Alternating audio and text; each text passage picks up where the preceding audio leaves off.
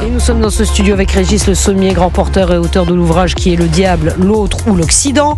Gabrielle Cluzel est avec nous, évidemment. Bonsoir, rédactrice en chef du site Boulevard Voltaire et éditorialiste. Et Nathan Devers, qu'on a entendu. Bonsoir. Écrivain et philosophe. D'abord, peut-être un mot quand même sur ce qui va se passer aux États-Unis, parce que ça va avoir forcément des conséquences sur nous. Parce que là, Donald Trump qui revient à la Maison-Blanche, qui revient avec ce succès, entre guillemets, avec ce cessez-le-feu qui a été décroché quand même entre Israël et le Hamas. Donald Trump y est pour quelque chose, peut-être, Régis Le Sommier. C'est sûr. Donald Trump, incontestablement, a pesé de tout son poids et il avait promis, les otages soient libérés. Alors, tous les otages ne seront pas libérés pour son investiture, c'est ce qu'il avait demandé, mais le processus est en cours, le deal a été conclu. Il avait promis également d'arrêter la guerre en Ukraine en 24 heures chrono. Ça c'est pas encore fait, ça. Un petit peu compliqué, mais en tout cas, il commence avec une victoire. Il commence en fait, si vous voulez, son idée, pour moi, c'était dans l'histoire américaine de marquer les esprits un peu à la manière dont Ronald Reagan avait marqué les esprits le premier jour de son investiture, quelques heures seulement après qu'il ait juré sur la Bible. C'est le moment où un président devient président. Eh bien, les otages à l'époque américains en Iran avaient été libérés. Donc ça avait été fait de Ronald Reagan, celui qui libère les otages, à la différence de son prédécesseur Jimmy Carter, qui était l'homme de l'affaiblissement de l'Amérique et un président dont on dira l'héritage est resté un petit peu en demi-teinte. Là, c'est ce que Donald Trump essaye de faire. Alors, on voit bien Joe Biden aussi et Anthony Blinken un petit peu dire attendez, c'est pas Donald Trump que Donald Trump, oui. On a travaillé avec les équipes de Donald Trump, en particulier Steve Witkoff, qui était donc l'envoyé de Donald Trump au Moyen-Orient. Ce qui est intéressant d'ailleurs, c'est que Steve Witkoff est un magnat de l'immobilier, donc c'est quelqu'un qui est pas tout à fait un diplomate vétéran comme Anthony Blinken. On est déjà dans l'ère Trump, on est plus proche de l'art du deal, selon la formule le titre du livre de Donald Trump, que dans l'Orient compliqué et les diplomates. Mais visiblement, ça a fonctionné. Ça a fonctionné pourquoi? Et je conclurai là-dessus, parce que Donald Trump fait peur. Donald Trump arrive avec un capital électoral, avec une victoire fracassante, il a emporté la Chambre, il a emporté le Sénat, il a tous les pouvoirs, et vis-à-vis de ses adversaires, même les plus acharnés adversaires de l'Amérique, en particulier l'Iran. L'Iran a fait déjà des concessions. Le président iranien a dit qu'il était prêt à rencontrer Donald Trump, et l'Iran a, ajourné les frappes qu'il avait promis de faire sur Israël suite à celles qui avaient été faites par Israël le 26 octobre dernier. Donc on sent que déjà on arrive dans une ère nouvelle dans laquelle l'effet Trump se fait sentir sur Poutine et sur Zelensky. On voit qu'il y a aussi quand Poutine a dit que Trump était un homme courageux à la suite de son comportement après sa tentative d'assassinat. Donc il y a de part et d'autre des déclarations de bonnes intentions, et puis chez Zelensky une manière de dire oui, on va travailler avec Donald Trump aussi, parce que chacun veut se faire bien voir quelque part. Et c'est en effet des choses extrêmement positives, et c'est vraiment le début d'une ère nouvelle, et tout va changer. C'est le début d'une ère nouvelle, tout va changer. Gabrielle Cluzel, c'est intéressant parce que Régis Le Sommier le dit, Sarah Knafo le dit, elle disait en substance, ça va nous contraindre, nous, Français et qui plus est Européens, à bouger les lignes. Vous y croyez ? Je pense que ça va changer la donne, ça c'est évident, durablement. Après, Donald Trump, encore une fois, même s'il peut séduire une partie de la droite ou même toute la droite par son discours extrêmement fort, qui est comparé à chez nous, tous les discours très pusillanimes en matière d'immigration, etc., ça c'est tout à fait séduisant pour la droite. Néanmoins, il peut être aussi inquiétant parce qu'il a été élu par les États-Unis pour faire la politique des États-Unis. Et je dois vous rappeler que nous ne sommes pas américains. américains. Et de ce fait, c'est pas les intérêts français qu'il va défendre. Donc ça, il faut quand même le garder bien à l'esprit. Et donc, je crois que dans son plan, je crois qu'il appelait ça choc et stupeur. Moi, j'aime bien. On est toujours un peu on a l'impression que c'est l'inspecteur Harry qui a été élu quand même. Hein. C'est choc et stupeur, c'est fort. Quand même. Choc et stupeur. Voilà. Et bien, il y a par exemple les droits de douane. Oui. Voilà. Mais ce que je trouve intéressant dans ce que disait Sarah Knafo, c'est que finalement, cette hégémonie américaine ou cette façon de nous écraser par certains côtés, elle existe depuis bien longtemps. Là, ce que l'on voit, c'est que c'est fait carte sur table, et ça c'est évident. Après, pour le reste, pour la partie internationale qui je crois nous intéresse aussi, vous savez, quand on dit pour faire la paix, le vieux proverbe prépare la guerre, eh bien lui, il est un peu comme, vous savez, ces vieux professeurs, il y a une légende derrière. On dit oulala, il est un peu fou, il est capable de te punir, voilà, de te donner des punitions incroyables, donc tiens-toi, Caro. Et je crois que c'est cette idée-là à l'international. C'est-à-dire qu'on se dit, il est capable de tellement de choses que il vaut mieux qu'on fasse gaffe. Mais maintenant, vous l'avez dit en citant son livre, c'est aussi un homme du compromis, finalement. En tant que chef d'entreprise, vous voyez, c'est de gros chefs d'entreprise. Mais néanmoins, c'est ça, hein, il fait du deal. Voilà. Et donc, c'est pas non plus exterminateur donc, il a plusieurs facettes dans son personnage, et je trouve ça extrêmement intéressant. Moi, je vais être très attentive à son discours, parce que les discours, c'est extrêmement important. Le discours d'investiture. Exactement. Et comme c'est un homme qui est quand même dans le verbe, il sait que le verbe assoit sa légende. C'est un showman, voilà, il a son du show. Vous le dites. C'est un homme de médias. On se souvient de la phrase de Kennedy, vous savez, pour son investiture, ne pense pas ce que ton pays peut faire pour toi, mais pense à ce que toi tu peux faire pour ton pays. Enfin, il y a des phrases qui sont restées dans l'histoire. Des punchlines. Ça s'appelle des punchlines. Et là, en anglais, c'est normal. Voilà, exactement. On doit s'y attendre, Régis Le Sommet, à des punchlines, mais c'est vrai que le discours d'investiture va être très attendu et très écouté. Mais il faut jamais l'oublier que Donald Trump est un New-Yorkais. Un New-Yorkais, il naît avec le média quasiment, c'est instinctif. C'est quelque chose, la mise en scène, la façon de se vendre. Et Donald Trump a toujours été comme ça. C'est un milliardaire qui a fait fortune. On ne va pas revenir sur sa carrière, mais si vous voulez, il a appliqué ça à la politique.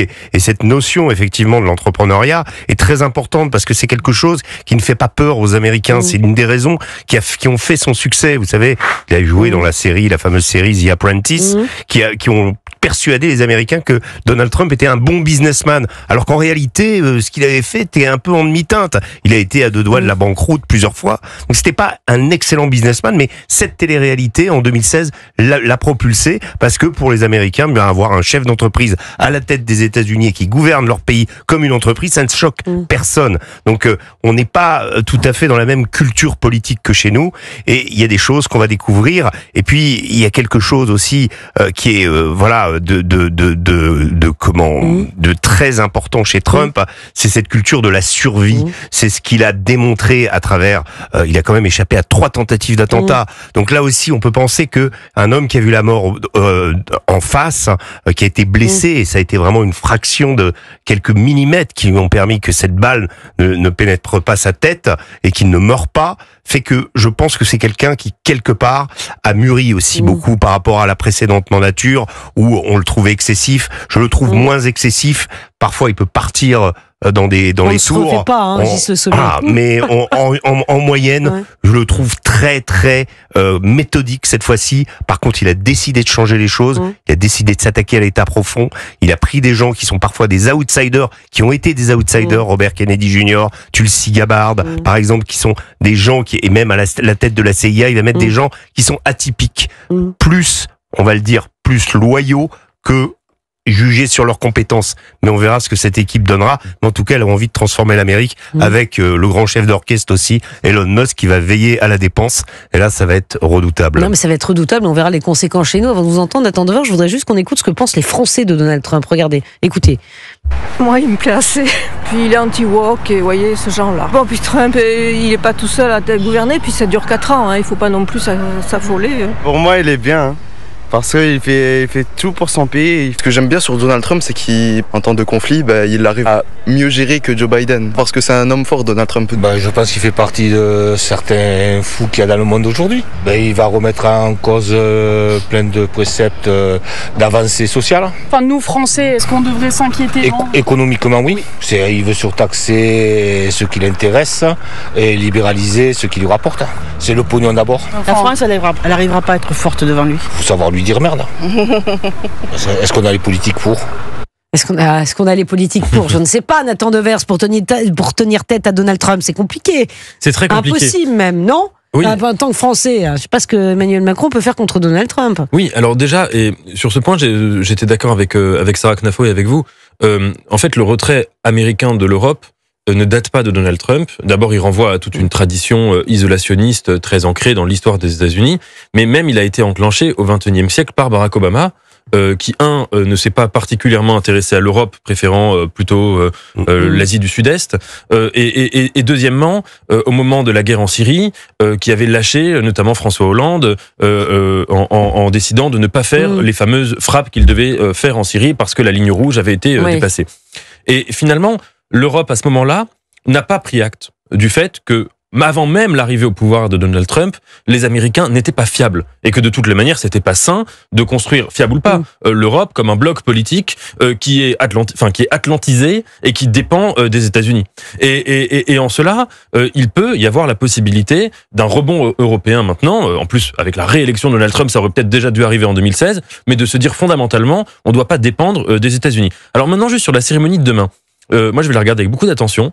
Je me souviens que j'avais regardé avec fascination celle d'il y a 8 ans, où Donald Trump était arrivé, il y avait tout l'établissement démocrate et républicain, et lui, il était arrivé en disant qu'il allait assainir le marais, contre les élites complètement pourries, qui ne pensaient qu'à elle, il allait être le candidat du peuple.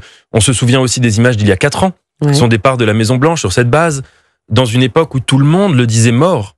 Enfin, toute l'Amérique le disait mort. Oui, puis il y a eu l'histoire de l'envahissement du Capitole aussi. Exactement. Qui n'avait pas aidé, pardon. Mais qui finit... Non, mais bien sûr, mais je dis pas ça pour le défendre. Oui. Moi, je suis très critique vis-à-vis de lui, mais je pense que c'était une énorme erreur de la gauche démocrate que d'avoir réagi à sa figure politique par de l'arrogance, par une sorte de suffisance comme ça dès le début, dès 2016, de dire ce type-là, c'est un abruti, il fera jamais rien, il avancera pas, et puis ensuite, il y a 4 ans, il finira en prison, c'est impossible qu'il revienne. Et la conclusion, comme vous l'avez dit, c'est que Donald Trump, il a une capacité de survie, quoi qu'on dise, qui est absolument incroyable, et qui est due à plusieurs paramètres. Je pense qu'il y a un paramètre qui est central, c'est que Donald Trump a théorisé et mis en pratique le fait de n'avoir aucune distinction entre sa parole privée et sa parole publique. Et ça, voyez-vous, ça fait que d'ailleurs c'est la définition même du populisme. Hein. C'est la définition du populisme. C'est de dire contre les élites de la démocratie représentative qui s'expriment d'une certaine manière, par exemple à la radio, et qui quand l'émission va s'arrêter, les mêmes politiques vont dire autre chose. Moi, je suis le même. Je crois d'ailleurs que c'est très dangereux comme mutation, mais c'est un autre débat. Mais en tout cas, d'être honnête et de pas faire de langue de bois, c'est dangereux. De vouloir supprimer en l'individu toute complexité, toute densité qui sont normalement le propre de la représentation. Dès lors que vous demandez en fait à quelqu'un d'être systématiquement toujours le même, il va se mettre à épouser les pulsions de ce qu'il s'imagine être le peuple. Et je crois que c'est demander en fait à l'homme politique de ne pas avoir une certaine forme de grandeur d'âme. Mais Barack Obama, et je reviens juste là-dessus, il avait précisément, et lui au mauvais sens du terme, un peu un clivage. Ça veut dire qu'en apparence c'était le type super cool, sympathique, que tout le monde adorait en Europe. Et on se souvient par exemple que dans ses mémoires, la manière dont il parlait de Nicolas Sarkozy, avec même des phrases un peu racistes, parce qu'il disait de son nez, etc. Bon, voilà.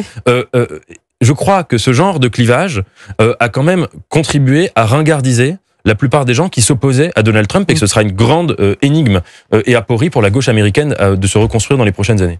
Avant de vous entendre, Régis Le Sommier, 20h45 presque sur Europe 1. Europe 1 Soir Week-end. 19h, 21h, Pascal Delator-Dupin. Donald Trump, effectivement, n'a pas de filtre quand il parle. Peut-être que vous vouliez réagir. Je voyais réagir, je ne sais pas. Gabriel, peut-être ou Régis. Bon, non, mais très, très vite. Mais c'est ce qui m'a frappé. Enfin, moi, ce que j'avais entendu de la bouche d'Éric Zemmour, c'est que dans la conversation qu'il avait eue avec Donald Trump, c'est que Donald Trump lui avait dit, au-delà de ce qu'a expliqué Sarah Knafo, ou en tout cas, elle l'a dit d'une autre façon, c'est que il lui avait dit, il faut jamais s'excuser. Oui. Et en fait, je crois que aujourd'hui, c'est quelque chose que la droite donc elle devrait s'en souvenir, voilà. Parce que si à chaque fois vous avez un magistère au-dessus de vous qui vous dit oh là là c'est pas bien, il vous tape sur la tête, t'as quand même dit quelque chose d'un peu excessif, et que vous êtes là à demander pardon, à faire repentance, eh bien en réalité vous devenez illisible. Lui, Donald Trump, c'est il ne s'excuse jamais, et cette règle-là, je crois qu'elle lui a permis d'arriver au zénith. Et puis le deuxième point qui me semble intéressant, c'est que Emmanuel Macron, il parle d'un arc réactionnaire s'agissant de Donald Trump et d'Elon Musk, et contre un arc progressiste. Mais en fait, aujourd'hui, l'arc progressiste dont il parle, c'est un arc progressiste sociétal. Parce que s'il y a un homme de progrès, c'est bien Elon Musk. Pardon, mais qui envoie ses fusées? Le progrès au sens scientifique où on l'entendait autrefois, c'est Elon Musk. Et donc Donald Trump, et donc Emmanuel Macron, je trouve, est complètement contradictoire dans son propos. Il ne connaît plus que le progrès sociétal. Bon, alors Régis Le Sommier. Moi, je rajouterais qu'il faudrait, vous évoquiez tout à l'heure le danger que représente Donald Trump pour l'Europe et finalement comment il va secouer le cocotier, on va dire. Moi, j'ai été très surpris. J'ai fait l'été dernier un voyage, un reportage en Hongrie. Je suis allé observer, discuter avec l'appareil conservateur hongrois qui est vraiment le pilier du conservatisme, on va dire, en Europe.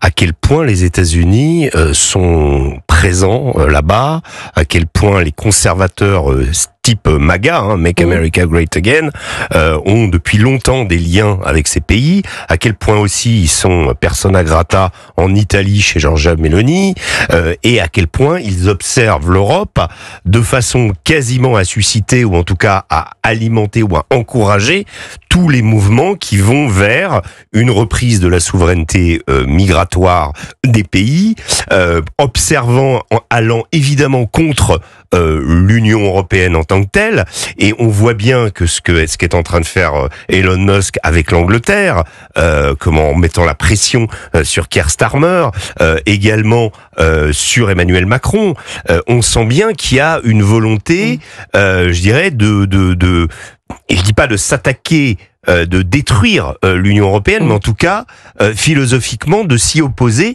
et de susciter chez les pays une volonté de reprendre leur souveraineté.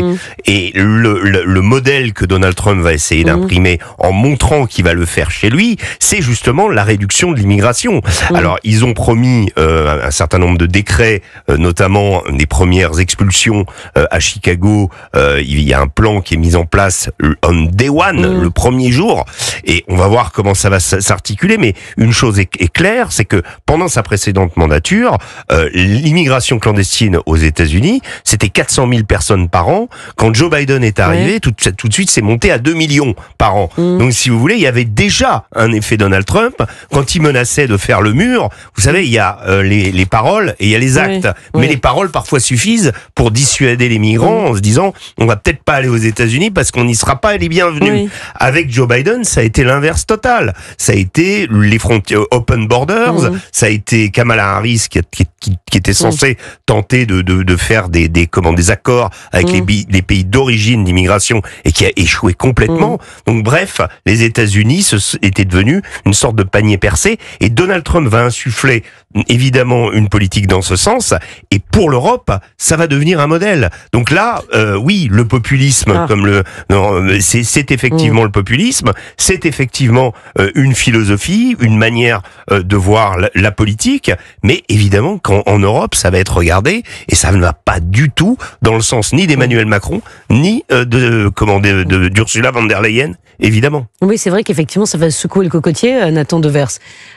C'est vrai que ça va être observé. Est-ce que nous allons emboîter le pas aux États-Unis, notamment sur la question migratoire? Oui, bien sûr, et je pense que c'est le point majeur, en fait.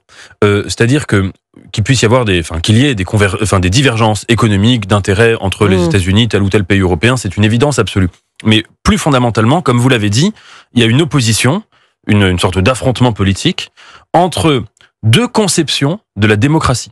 Celle qu'incarne notamment Donald Trump, il n'est pas le seul sur la planète, et celle qu'incarnent les progressistes européens, et quand on parle de progressistes, pas au sens technologique, mais au sens sociétal. La première conception, c'est d'estimer que la démocratie, c'est la volonté générale. Et ça, c'est la conception vraiment trumpienne. Ça veut dire, si vous avez une majorité de citoyens qui est pour ceci ou pour cela, ça doit faire force de loi. Et donc, précisément, vous pouvez à partir de là estimer que le droit à l'avortement, on recule si les citoyens sont pour reculer là-dessus. Et la deuxième conception, celle qui est pour l'instant encore dominante en Union européenne, c'est d'estimer qu'avant la volonté générale, ce qui fait la démocratie, c'est la séparation des pouvoirs, c'est l'état de droit, et c'est donc le primat des droits individuels inaliénables. Et que par exemple, même si vous avez, imaginons, 80% de Français qui étaient pour supprimer l'avortement, ou pour rétablir la peine de mort, ou pour ceci ou pour cela, eh bien, vous ne pouvez pas y toucher. Et cet affrontement, et évidemment la question des minorités est centrale. Parce que si vous êtes dans cette deuxième lecture, eh bien vous estimez que les minorités, leurs droits doivent être respectés et posés comme ça de manière absolue. Et je crois que vraiment, c'est cette guerre qui est une guerre avant tout philosophique, une guerre idéologique profonde, qui est au cœur de tous les affrontements et de toutes les ingérences qu'il peut y avoir du côté d'Elon Musk ou de Donald Trump, en Angleterre, en Hongrie, ailleurs, et en Allemagne. Alice Weidel, interviewée par Elon Musk lui-même. On sent bien qu'il y a une volonté de mise en orbite de l'AfD en Allemagne, qui est une composante évidemment qui va se rapprocher du courant conservateur trumpien. Mais du reste, pour se défendre, nous parlions de ce danger économique, la seule façon de se défendre de la façon de faire nouvelle, c'est d'adopter la même. Si vous voulez, c'est de lever le pont-levis, et bien c'est la herse. Sinon, ça ne fonctionnera pas. Si nous restons sans réaction et que nous continuons avec notre mode de pensée d'avant face à Donald Trump, naturellement, nous adopterons le même genre de fonctionnement. Sinon, nous serons morts, évidemment. Ça paraît évident. Moi, ce qui me frappe quand même, c'est que je voudrais revenir là-dessus parce que je trouve quand même très tartuffe toutes ces déclarations sur Elon Musk, cette grande internationale réactionnaire qui sera en train de se monter, de l'AfD aux États-Unis, en passant par Mélanie, etc. Mais on va pas se mentir quand même. Si Elon Musk, il avait été progressiste au sens sociétal du terme, mais tout le monde s'en serait foutu. Mais largement. Tout le monde s'en est foutu de George Soros pendant des années. Et tout ce qui s'est passé sur Facebook, cette censure, nous en parlions la semaine dernière, sur lequel on n'avait aucune prise, aucune. Mais tout le monde trouvait ça génial. Donc, si vous voulez, il y a un moment, il faut sortir de ça. Tout ce qui indispose aujourd'hui ce que l'on appelle communément nos élites, eh bien, c'est que ça ne va plus dans leur sens. Mais sinon, c'était le mode de fonctionnement tout à fait inverse qui était en place. Si je peux me permettre, par exemple, imaginons s'il y avait eu, s'il y avait une sorte d'internationale de droite très conservatrice en Europe, en Occident. Je veux dire, moi, ça me dérangerait pas. Je trouverais ça logique que les partis de droite fassent alliance, par exemple sur la question migratoire ou sur d'autres questions. C'est pas du tout ça pour moi le sujet. Ça a l'air d'être le sujet. Le sujet, c'est qu'il s'attaque à une certaine forme de conception, pour moi, de la démocratie. Et que là, on n'est pas dans la même chose. Si c'était juste un homme de droite qui mène des combats de droite et qui essaie d'avoir une influence à droite, je veux dire, c'est pas en soi, c'est pas un sujet. Reagan était dans cette perspective. Là, par exemple, on parle beaucoup de la montée de l'antisémitisme en Europe. Et en France. Elon Musk, à plusieurs reprises ces dernières années sur Twitter, il a fait des tweets, vous pouvez vérifier, pour soutenir tous les gens qui en France étaient condamnés pour antisémitisme et avaient leur compte Twitter qui se faisait fermer par antisémitisme, des antisémites français, je parle pas d'antisémites américains, par exemple. On pourrait prendre la question d'autres minorités, les trans, quand Donald Trump est réélu, vraiment vous pouvez vérifier, j'en suis absolument certain, je l'ai revérifié hier et ce week-end. Sur les trans par exemple, Donald Trump arrive en pouvoir, qui fait tout de suite des déclarations sur les trans dans l'armée, je ne sais quoi, etc. Donc là vous n'êtes pas sur une question droite ou gauche, et que la droite ou la gauche puisse exister, s'affronter, et que la droite existe, je veux dire, c'est tout à fait normal et sain dans une démocratie. Je ne crois pas qu'on puisse accuser Donald Trump ni Elon Musk d'être antisémite. Pardon, je peux vous dire, ce que je vous dis est factuel. Elon Musk, c'est peut-être sa différence avec Donald Trump, est un libertarien. Donc, étant libertarien, il pousse à l'excès, justement, la liberté d'expression, jusqu'à peut-être cautionner des gens qui ont vu leur compte supprimé. Je pense que c'est plutôt dans ce niveau-là que une caution de l'antisémitisme. Je ne crois pas. Et troisième exemple qu'on peut quand même reprendre. L'ambassadeur d'Israël en France était là tout à l'heure et a acté donc à l'antenne que Donald Trump était bien un allié d'Israël. Je vois pas comment il peut être antisémite. On verra. Vous n'y croyez pas? Moi, je jure que l'ambassadeur d'Israël Donald Trump a eu des phrases antisémites. Explicitement antisémite, publiquement antisémite, en disant, dans un lobby juif en 2015, en disant, je sais pourquoi vous n'allez pas voter pour moi, parce que je veux pas de votre argent pourri, je cite littéralement, il a eu des phrases antisémites. Ensuite, il est devenu allié d'Israël, on verra comment ça se finira. Mais pardon, on peut pas dire qu'il est devenu allié d'Israël. Donald Trump a été l'architecte du retour de l'ambassade d'Israël, du déplacement de l'ambassade américaine à Jérusalem, ce qui est une caution, je dirais, qui était au cœur d'Israël. C'est celui qui a mis sur les fonds baptismaux, grâce à son gendre Jared Kushner, les accords d'Abraham qui ont permis à certains pays arabes de nouer des liens avec Israël, c'est-à-dire une sorte de normalisation d'Israël. Et d'ailleurs, je pense qu'il va réutiliser cette base des accords d'Abraham pour essayer justement de concrétiser, d'aller plus loin, évidemment, avec la question des Palestiniens qui était peut-être moins importante et trop peu importante dans les précédents accords d'Abraham, mais ça va être, on peut pas dire que Donald Trump ayant fait ça, il soit c'est peut-être le meilleur allié d'Israël, peut-être. On verra. Moi, je suis pas. C'est marrant parce que vous le dites depuis 2 jours, là, Nathan. De toutes les manières, Donald Trump n'est pas. Si vous regardez son premier mandat, il n'a pas d'allié. Il n'a pas d'allié. Quand il a lâché les Kurdes, qui ont combattu l'État islamique, c'était ses alliés et il les a lâchés, totalement lâchés. Et d'ailleurs, c'est l'Europe qui est plutôt venue en soutien et notamment Emmanuel Macron à ce moment-là. La France, elle lâche beaucoup de monde aussi. Bien sûr, mais il y a d'autres pays. Non, mais on verra. Mais je ne suis pas sûr que les alliances avec Donald Trump soient forcément. Non, mais pardon, mais sur la question de l'antisémitisme, moi je suis pas au courant de ce dossier-là, donc ça vous appartient, mais que Elon Musk n'ait pas supprimé le compte Twitter de tel ou tel cinglé, c'est possible, j'en sais rien, je vous l'accorde. Je ne sais pas. Néanmoins, qui a fait aujourd'hui la promotion du nouvel antisémitisme qui aujourd'hui, s'étend sur tout l'Occident. C'est quand même ceux qui ont favorisé une immigration qui a été le cheval de Troie de cet antisémitisme. On va quand même pas se mentir sur ces sujets-là. Donc moi, je veux bien qu'on dise tel zinzin complètement cinglé, antisémite, sans doute dangereux, à un titre personnel, n'a pas vu son compte Twitter supprimé par Elon Musk, mais à côté du système antisémite finalement qui n'était pas recherché peut-être à la base par les promoteurs mais qui en est en tout cas le résultat, eh bien je trouve que c'est tout à fait peanuts. Enfin, interrogeons-nous sur les raisons de l'antisémitisme aujourd'hui en Occident. Tous ceux qui ont favorisé les mouvements migratoires, qui ont interdit ceux qui s'y opposaient de parler, notamment sur Facebook. Enfin, moi je vais vous raconter sur Boulevard Voltaire, je me suis souvenu, on avait été censuré parce qu'il y avait le mot identitaire sur un titre. Ah bon? Vous savez, il fallait pas parler. Oui, et on se le disait à la rédaction, il faut plus mettre identitaire sur un titre, sinon l'article va sauter, il va être supprimé. Le mot identitaire, c'était l'époque où vous savez, les identitaires mettaient et que l'article du reste soit positif ou négatif. Je sais pas, il y avait un algorithme qui supprimait les articles sur les identitaires. Mais si vous voulez, moi, d'ailleurs, impossible de faire le moindre recours. Vous écriviez, et là, elle était où la gauche bonne conscience sur ces sujets-là? Elle était nulle part, voilà. Bon. Malheureusement, c'est fini. C'est passé extrêmement vite. Malheureusement, c'est dommage. C'était très intéressant. C'est très dommage. Alors, je peux pas vous montrer la une du Time. Je la montre à ceux qui regardent Europe 1 sur les réseaux sociaux. Je la décris à ceux qui nous écoutent. Alors, le Time qui met une photo de Donald Trump, donc à la Maison Blanche, is back. Et il dégage un peu tout ce qui est à côté de lui. Tout ce qu'il y a déjà sur son bureau. Il fait table rase. Du passé, faisons table rase. Voilà, exactement. Excellente une du Time. On vous le conseille, allez la voir sur les réseaux sociaux. Une nouvelle ère commence. Merci beaucoup en tout cas. Merci à vous. Régis Le Sommier, Gabriel Cluzel, Nathan Devers d'avoir été avec nous.